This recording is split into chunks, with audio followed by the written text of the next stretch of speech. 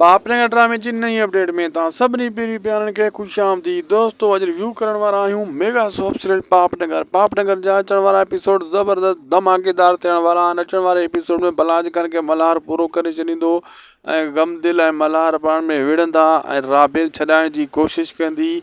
आख़िर छा थींदो छा न थींदो सॼी अपडेट्स ॾियूं था हिन नंढिड़े वीडियो में। हिन खे आख़िर ताईं ॾिसंदा ऐं थी सघे त असांजे हिन यूट्यूब चैनल उदासी टेक खे ज़रूरु सब्सक्राइब लाइक शेयर कंदा। ही अव्हांजो चैनल आहे।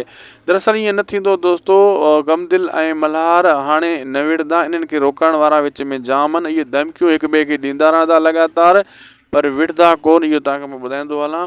बाक़ी मल्हार बलाज खान खे पूरो कंदो इहो सच आहे कुझु किस्तनि खां बाद में। फ़िलहालु बलाज खान जी ज़ालिम माण्हू जी ज़िंदगी वॾी हूंदी आहे। अलाह साईं उन खे ड्रिघो रस्तो ॾेई छॾींदो आहे।